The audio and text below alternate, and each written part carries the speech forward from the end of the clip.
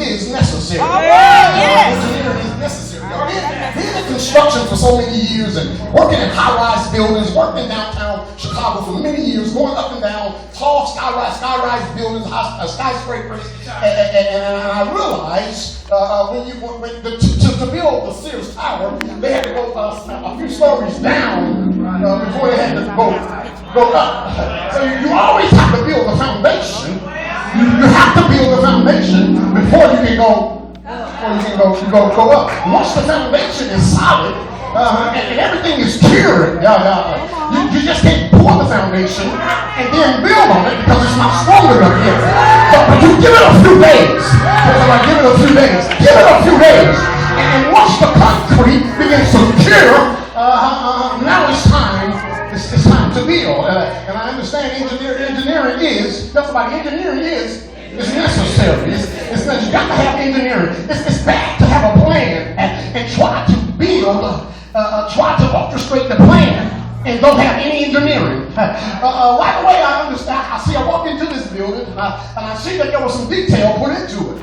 All the way from the colors of the carpet and color of the pews and how we got things placed. And see, I'm a very detail-oriented person. I pay attention to detail. Everybody don't pay attention to detail.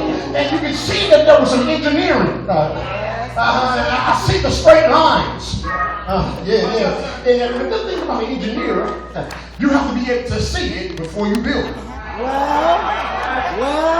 You have to be able to see it before you. I know a few things working in construction. What makes a real good engineer, you have to be able to see it before you construct it. I proceed tonight. My wife will stand up when it's time for me to sit down. What I see tonight is Bishop Hosley is he's engineering some things because engineering is necessary. It's necessary. There are different types of engineers. There are different types of engineering as related to constructing a house or building. There are four major components that it requires to engineering once the project begins. And number one, you have to have a structural engineer. The structure is important. Second thing, you have to have an electrical engineer. Without the electrical engineer, there's no lights. We'll be having church tonight in the dark without the electrical engineer. Then you have to have a mechanical engineer because it controls the temperature. When it's cold outside, it has to be warm in here. And when it's warm outside, it has to be cool on the inside. So you need a mechanical engineer. And then you need a plumbing engineer because the bathrooms can't operate without the water flowing. And anybody know that the water gives you life? We can't have life without the water. So engineering is necessary. I got a few more minutes, just a couple more minutes. And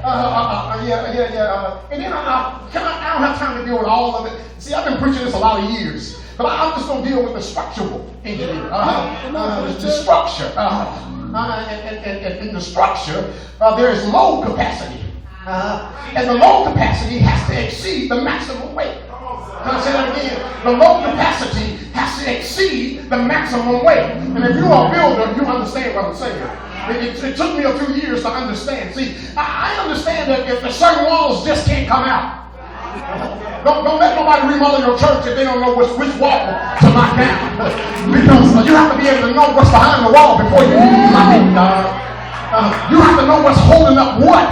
Do I have anybody that understands what the load capacity has to exceed the maximum weight in order to withstand the loads? It has to understand the loads that it's going to carry. Now, in structural engineering, they have to understand dead loads. Now, stay with me for a moment. You have to understand dead loads and live loads.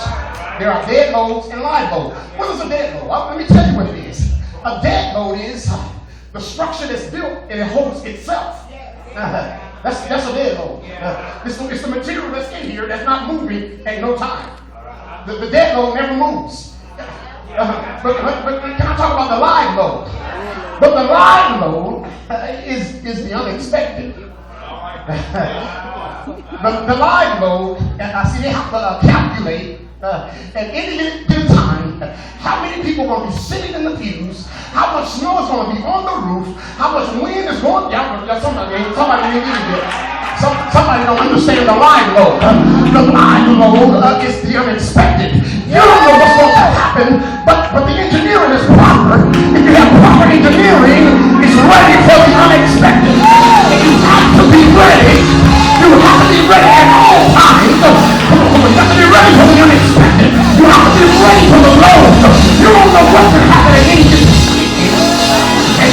time. At any given time. I got about 1 more minute, but I tell you, that's the whole thing is the engineer.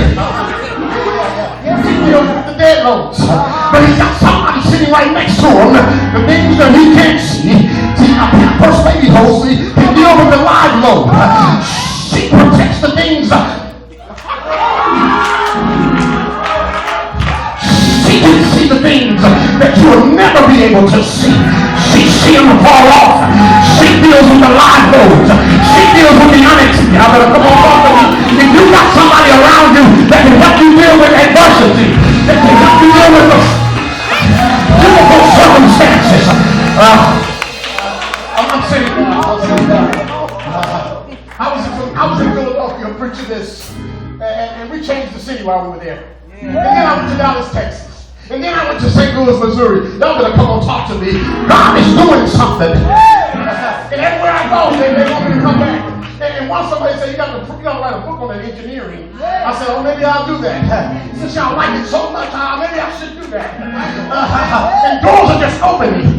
And most of the times they want me to come and preach this engineering thing. Because engineering is necessary. I'm sitting down. I'm out of time. I thank God. I thank God. I don't have time to do it no justice, but it's enough to know that engineering is. Engineering is necessary. I said engineering is. We have an engineer.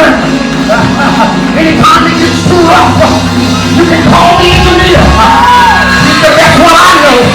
He said, that's what I ever encountered. He said, that's what I. Hallelujah. God bless you tonight.